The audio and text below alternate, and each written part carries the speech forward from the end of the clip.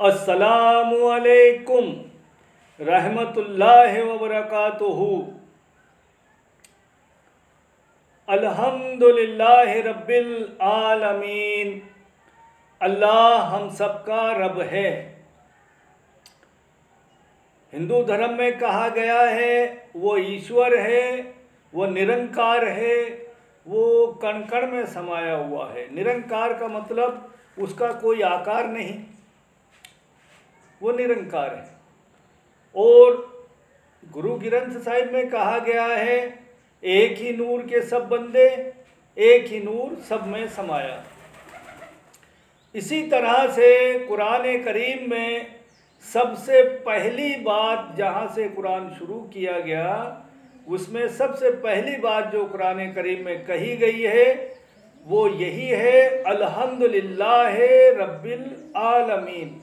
मतलब अल्लाह ने कहा मैं पूरे आलम का रब हूँ, मैं रब हूँ पूरे आलम का, यानी पूरी कायनात का, पूरी सृष्टि का मैं रब हूँ। और हम सब एक ही महाशक्ति, जिसको कोई ईश्वर कहता है और कोई उसको नूर कहता है और कोई उसे गॉड कहता है, कोई अल्लाह कहता है, कोई रब कहता है, वो सब अपने अपने तरीके से उसी महाशक्ति को हम मानते हैं और हम सब उसी के बंदे हैं। और वो एक ही कोई महाशक्ति है जिसको पूरी सृष्टि को चला रही है। हम उसे अलग अलग नामों से जानते हैं, वो अलग तरीका है। मैं बाबा मोहम्मद सलीम शाह, जयपुर राजस्थान इंडिया से। हमारा मरकज़ रूहानी इलाज 35 साल से ज़्यादा हो गए और बहुत अच्छे से चल रहा है। हमारे क्लाइंट इंडिया और इंडिया से बाहर विदेशों में भी रहते हैं। लोग हमसे संपर्क करते हैं, चाहे वो मेल से करें, व्हाट्सएप से करें, फ़ोन से, कैसे भी करते हैं सब, है ना, अपने अपने तरीके से। और यहाँ से ही हम उनका समाधान, उनकी परेशानी का हल निकालने का काम करते हैं। तो जो रूहानी इलाज हमसे कराते हैं, जैसे जादू टोना, जिन्नात, शैतान, कोई की शादी में रुकावट है, कोई की जॉब में रुकावट, कोई कारोबार में रुकावट, नहसियतें होती हैं। तो आज ये ख़ास वीडियो है जिसमें कुछ लोगों की बातें, जो सवालात हैं वो अक्सर कर लिया करते हैं, जो नासमझ होते हैं, तो उनको समझाने के लिए आज जो टॉपिक लिया है वो ये लिया है कि लोग कहते हैं क्या दुआ तावीज़ जायज़ है।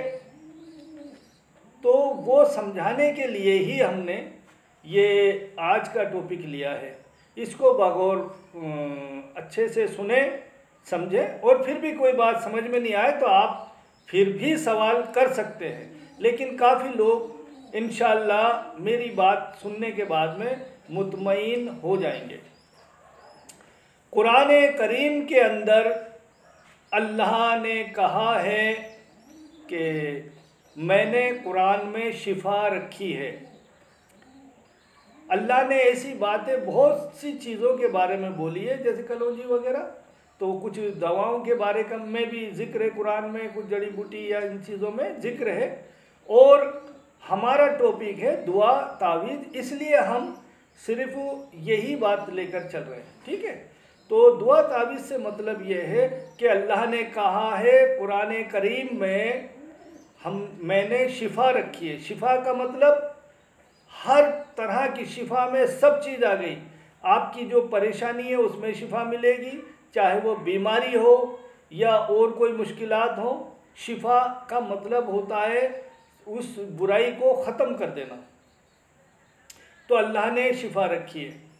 अब इसमें एक चीज़ ख़ास तौर से ये है समझने की कि देखिए कुरान को 3 तरीके से पढ़ा जाता है। एक होते हैं कुरान हाफिज़, जो बिना देखे कुरान को पढ़ते हैं और उनका टारगेट होता है, जैसे कुरान को हम आज इतने पारे पढ़ेंगे, यानी हमारे भारत में हिंदू धर्म के लोग भी देखते हैं इसको, तो मैं थोड़ा समझा दूँ। एक कुरान करीम में 30 भाग हैं, 30 अध्याय हैं। तो कोई लोग 2 अध्याय रोज़ पढ़ते हैं कुरान हाफिज, जो बिना देखे पढ़ सकते हैं, कोई 4 पढ़ते हैं, कोई 5 पढ़ते हैं। उनका एक ये है कि हमें इतना पढ़ना है रोज़, इससे मालिक खुश होता है और इससे उनको सवाब मिलता है ईश्वर खुश होने से। ठीक है। दूसरे लोग होते हैं जो कुरान हाफिज नहीं होते, लेकिन वो कुरान को देखकर पढ़ते हैं और वो भी जितना उनसे होता है वो पढ़ते हैं।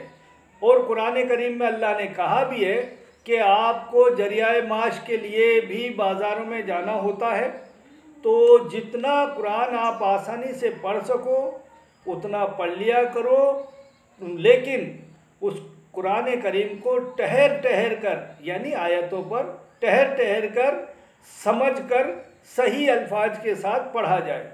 ये कुरान में अल्लाह ने खुद कहा है। चाहे कुरान को कम पढ़ो, लेकिन उसको सही तरीके से समझ कर और आयतों पर जहाँ रुकना है वहाँ रुक कर सही से पढ़ा जाए। दूसरे लोग इस तरह के होते हैं। तीसरे लोग ऐसे होते हैं जिनको कुरान को सिर्फ पढ़ने का ही मतलब होता है, वो समझने पर ध्यान नहीं देते, वो सिर्फ कुरान करीम को पढ़ते हैं इसलिए कि कुरान करीम से सवाब मिलेगा मुझे, और सवाब मिलता है। जिस सवाब मिलता है, यहाँ मैं एक अल्फाज और कह दूँ, अल्लाह ने कहा है कि जो बंदा मेरे बारे में जैसा गुमान रखता है वैसा ही मैं ज़ाहिर होता हूँ, ये कुरान करीम में अल्लाह ने खुद कहा है। तो जो सवाब की नीयत से पढ़ते हैं, चाहे वह हाफिज़, कारी, को मुफ्ती कोई भी हो, उनको भी सवाब उसी हिसाब से मिलता है, और जो थोड़ा बहुत पढ़ते हैं उनको सवाब उनके हिसाब से मिलता है। तो ये कुरान पढ़ा जाता है, उसका सवाब मिलता है, लेकिन अल्लाह ने कहा है कुरान को समझो और समझ कर पढ़ो। अब इसमें जो बात आप कहेंगे कि साहब ये बात कहाँ से आ गई कि दुआ तावीज़ की बात, तो ये तो दुआ के लिए भी कुरान में जिक्र है, तावीज़ का जिक्र नहीं है, है ना। दुआ का जिक्र तो है ही कि कुरान पढ़ो और मुझसे मदद मांगो तो मैं सुनता हूँ आपकी दुआएं, तो वो ठीक है। अब इसमें अल्लाह ने शिफा रखी, तो बुजुर्गाने दीन जो हुए हैं, अल्लाह के नेक बंदे जो हुए हैं, उन्होंने इस कुरान को समझा और ये पाया कि इसमें शिफा है, और शिफा हर चीज़ के लिए शिफा है। आपके ख़यालात गलत हों, आपकी परेशानी हो, मतलब किसी भी तरह की परेशानी हो, उसमें शिफा है, उसका हल है कुरान करीम में। तो बुजुर्गान दीन ने उसको समझा और ये सोचा कि हम लोगों तक इसका फैज़ पहुँचाएँ। तो अल्लाह के वलियों ने ये तरीक़ा आज़माया कि कुरान करीम की आयतों के अदद निकाले, उसके नंबर निकाले, हर्फ के अदद नंबर निकाले, चाहे वो अल्लाह का नाम का तावीज़ हो, कुरान करीम की आयत का तावीज़ हो, तो उन्होंने, या इसमें मोहम्मदी हो, तो जिसको जो बेहतर लगा उस पर अल्लाह के बंदों ने अमल किया, उसके वज़ाइफ पढ़े और उस पर ज़्यादा से ज़्यादा कोशिश की उसको पढ़ने की, जिसको हम अमल वज़ाइफ कहते हैं। तस्बीहात के ज़रिए से जो भी तरीका था, उन्होंने ज़्यादा से ज़्यादा पढ़ने की कोशिश की। जब अल्लाह का कलाम ज़्यादा से ज़्यादा पढ़ा जाता है तो अल्लाह उस पढ़ने वाले की ज़बान में तासीर पैदा करता है, असर पैदा करता है, ताकि वो जो दुआ करे उसको अल्लाह कबूल फरमाए, क्योंकि अल्लाह ज़्यादा कुरान पढ़ने वाले से मोहब्बत करने लगता है। तो अल्लाह के बंदों ने अल्लाह की आयतों को अल्लाह के नेम से या हमारे नबी के नेम से है उनके अदद निकाले, इसलिए निकाले कि हम सीधी आयतें या अल्लाह का नाम लिख कर किसी को देते हैं, हो सकता है उसके हाथ से गिर जाए या कहीं भी पड़ जाए और वहाँ बेअदबी अल्लाह के कलाम की ना हो, इसलिए उसके अदद निकाले और अदद निकाल कर उसके तावीज़ बनाए। और बुजुर्गान दीन ने जो कहा है वो एक मिसाल देकर समझाया है, वो भी गौर फरमाएं कि हर्फ जो है एक अल्लाह के अर्श के मानिंद है, अर्श अल्लाह के अर्श के मानिंद है, यानी अल्लाह के अर्श की तरह है हर्फ, और जो अदद है उसके नीचे, अल्लाह के अर्श के नीचे कुर्सी है, वहाँ तक अदद की पकड़ है, ये बुजुर्गान दीन ने कहा। और मैं इसमें खुलासा कर दूं, अल्लाह ने हज़रत इमाम जाफ़र सादिक रज़ियल्लाहु अन्हु, जिनको सभी मानते, हर मुस्लिम उनका अदब एहतराम करता है, उन पर इल्म ज़फ़र नाजिल किया ख़ास तौर से। और इल्म ज़फ़र दुनिया में मशहूर है, एक ज़बरदस्त ताकत है इल्म ज़फ़र। वो भी उन्होंने भी इस तरह का बयान किया है कि हम आयतों को नहीं लिखकर, और जहाँ बेअदबी का ख़तरा हो वहाँ आप उनके अदद निकाल लो, नंबर निकाल लो, उसको काम में लो, तो वो भी काम करता है, उसमें भी असर पैदा होता है। अब अल्लाह के कलाम को पढ़ने और उसके अदद निकाल कर एक बंदा ये यकीन रखता है कि मैंने अल्लाह के नाम के या अल्लाह के कुरान करीम की किसी आयत के अदद निकाल कर मैं इसका नक्श बना रहा हूँ और इस बंदे को दे रहा हूँ, इस उम्मीद से कि अल्लाह ने चाहा तो अल्लाह के कलाम की बरकत से इसका काम होगा और अल्लाह मदद करेगा इंशाअल्लाह, तो वो इस तरह से देता है। अब यहाँ बात आती है कि साहब अदद क्यों, तो वो बेअदबी की वजह से अदद निकाले जाते हैं, ठीक है, ये भी अल्लाह के कलाम का अदब व एहतराम है, ठीक है।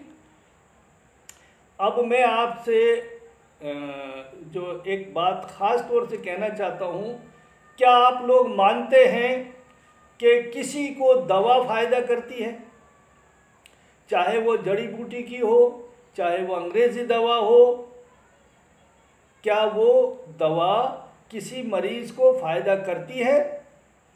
नहीं करती, क्योंकि इसका ज़िक्र भी हदीस शरीफ में आया है और ये कहा गया है। देखिए, यह हदीस बयान करने का वक्त नहीं है, छोटा बहुत लंबा वीडियो हो सकता है, इसलिए मैं मजबूर हूँ कम लफ्ज़ों में ज़्यादा बात समझाने के लिए। तो हदीस शरीफ में ये आया है कि दवा भी अल्लाह से पूछती है कि क्या मैं इसको फैज़ पहुँचाने का काम करूं या नहीं करूं। अल्लाह के हुक्म से ही दवाइयाँ काम करती हैं, अल्लाह के हुक्म से ही अल्लाह का कलाम काम करता है। तो अल्लाह की मर्ज़ी के बगैर तो दवा भी काम नहीं करती भाई साहब, और ना तावीज़ काम करता है। अल्लाह की मर्ज़ी होती है जिसमें शामिल, वही तावीज़ काम करेगा, वही दवा काम करेगी। और अल्लाह के वलियों ने जो किसी को दिया तो अल्लाह पर यकीन, उसके कलाम पर ये यकीन था कि अल्लाह ने इसमें शिफा रखी है तो इसकी बरकत से इसको शिफा मिलेगी। उनको शिफाएँ मिलती हैं जो यकीन के साथ लेते और देते हैं अल्लाह के कलाम को, और वो फैज़याब होते रहे हैं।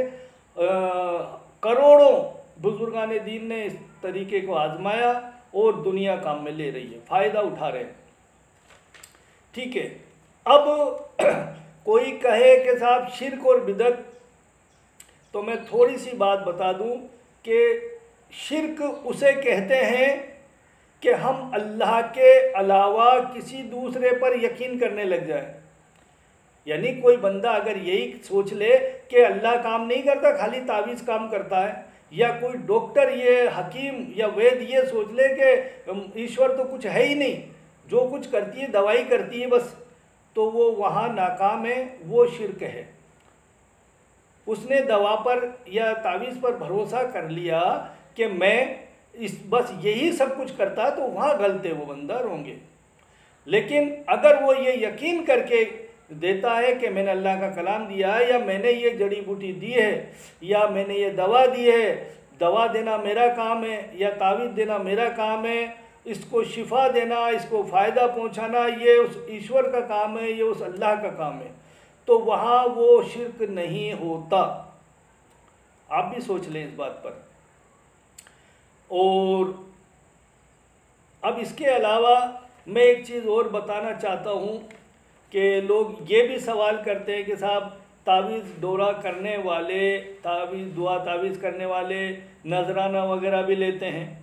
तो मुझे ये बताएं, जो नमाज पढ़ाते हैं मस्जिद में वो नमाजी तनख्वाह लेते हैं? जो तरावी पढ़ाते हैं रमज़ानों में वो उस इमाम को आप पैसे देते हो? इमाम जो नमाज पढ़ाता है उसको भी पैसे देते हो, तनख्वाह देते हो? जो तरावी पढ़ाता है उसको भी नजराना पैसे देते हो ना? या हमारे बच्चों को कोई कुरान करीम पढ़ाता है, या हम बच्चियों को या किसी को भी कुरान करीम पढ़ाता है, सिखाता है, क्या हम उसे तनख्वाह या नजराना नहीं देते?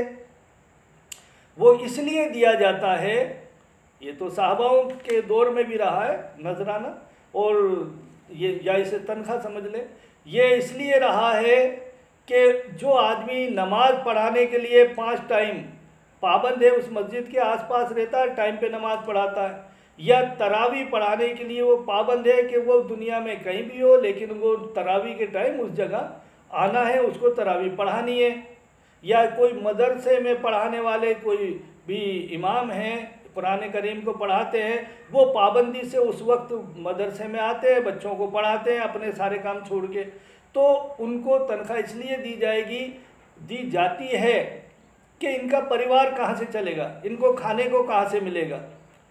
भाई मेरे, कुछ ना समझ लोग ये समझते हैं कि कुरान को कोई ख़रीद सकता है या बेच सकता है क्या? या इमाम साहब नमाजें बेचते हैं? नहीं। या कुरान पढ़ाने वाला कुरान बेचता है? नहीं। तरावी पढ़ाने वाला क्या तरावी में कुरान पढ़ता है वो बेचता है क्या? नहीं। वो अपना वक्त छोड़ते हैं और उस काम को करते हैं, तो उनके लिए नजराना, उनके लिए तनख्वाह इसीलिए दी जाती है कि वो अपना परिवार अपनी जिम्मेदारी से, अपने ख़ानदान का जो जिम्मेदारियाँ उसको निभाते रहें, और उनको और कोई फिक्र नहीं रहे, और जिम्मेदारी से ये काम करते रहें।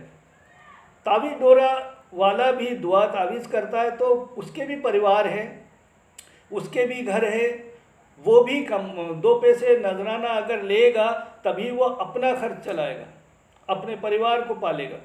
दूसरी बात इसके अलावा ये भी है कि इसमें अमलियात पढ़ने में, तावीज़ात बनाने में काफ़ी चीज़ें ऐसी होती हैं जो कि उसमें ख़र्चे भी होते हैं। अमलियात पढ़ने में, वजीफ़ात पढ़ने में, तावीज़ात बनाने में उसमें ख़र्चे होते हैं, क्योंकि इसमें मौकिलात काम करते हैं, उनके ख़र्चे भी होते हैं, वो भी निकालना है, और उस तावीज़ दुआ करने वाले को अपना परिवार भी चलाना होता है, तो वो भी अपने सारे काम छोड़कर इसी काम में बैठा है खिदमत खल्क के लिए।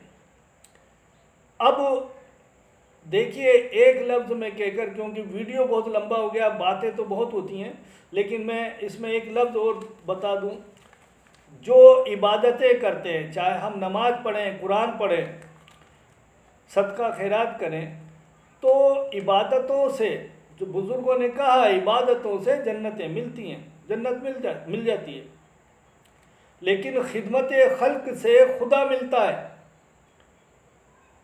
अल्लाह के बंदों ने, अल्लाह के वलियों ने जो ये खिदमत खल्क का तरीक़ा अपनाया, अल्लाह की मखलूक को फैज़ पहुँचाने का तरीक़ा अपनाया, तो वो इसीलिए अपनाया कि अल्लाह की मखलूक की अगर हमने खिदमत की है तो अल्लाह हमसे खुश होगा, इसलिए अपनाया। दूसरी बात, सारी दुनिया के लोग एक ही काम में लग जाते, जैसे नमाज ही पढ़ाने में लग जाते, तो नमाजी सारे नमाज पढ़ाने वाले होते तो नमाज पढ़ने वाले कैसे होते? कुरान पढ़ाने वाले ही बन जाते सारे, तो फिर कुरान पढ़ने वाले कहाँ से मिलते? तो जिसको जो तरीक़ा अच्छा लगा, किसी ने इमाम बनने की कोशिश की ताकि मैं अल्लाह के दीन का काम करूं, तो उसको अल्लाह उसके मुताबिक फैज़ पहुंचाएगा, और जिसने कुरान पढ़ाने की कोशिश की तो वो भी दीन फैलाने का काम है, दीन सिखाने का काम है, तो अल्लाह उसके मुताबिक उसको फैज़ देगा, नेकियां देगा। और जो अल्लाह की मखलूक की खिदमत की नीयत से काम कर रहे हैं तो अल्लाह उनको उनके मुताबिक ही उनको फैज़ देता है। अब शिर्क और बिदअत में भी एक लफ्ज़ कहकर मैं पूरा करूँगा, लंबा हो गया वीडियो। देखिए, पहले ज़माने में कुरान के अंदर जिक्र भी है, हदीसों में भी फरमाया गया है कि पहले लोगों ने कुछ मूर्तियाँ वगैरह बना रखी थी, उनके कुछ नाम रख रखे थे, तो लोग उनसे मदद मांगा करते थे और उन्हीं के नाम लिखकर और एक दूसरे को दिया करते थे। तो कुरान करीम के अलावा कोई शिरकिया लफ्ज़, शिरकिया अल्फाज, शिरकिया चीज़ जिसमें अल्लाह के कलाम के अलावा कोई और चीज़ें जो हों वो देना नाजायज़ है। अल्लाह के कलाम को देना जायज़ है और अल्लाह के कलाम के अलावा शिरकिया अल्फाज जिसमें भी हों वो काम नहीं करना चाहिए। जिसको मना फरमाया है, शिर्क फरमाया गया है, वो इसलिए फरमाया गया है कि पहले अरब में, कुरान और हदीस में जिक्र है इसका, अरब में लोग बुत परस्ती भी किया करते थे, तो उनको मना फरमाया कि शिर्क के अल्फाज काम में ना ले। बहुत लंबा होने की वजह से मैं बहुत बात कह सकता था लेकिन नहीं कह पा रहा हूँ, फिर कभी बात होगी इंशाल्लाह इस पर। तो मरकज़ रूहानी इलाज हमारा जो यूट्यूब चैनल है इसको आप सब्सक्राइब कर लें, लाइक कर लें और घंटी का बटन दबाकर ऑल पर भी क्लिक कर लें ताकि आपके पास हमारे सब तरह के वीडियोस आते रहें। और मैं दुआ करता हूँ कि अल्लाह पाक आप हम सबको खुश रखे, तंदुरुस्त रखे, सलामत रखे और आपके खैर व बरकत में बरकत अता फरमाए, आपके रिस्क रोज़ी में और तंदुरुस्ती में। अल्लाह हाफिज़।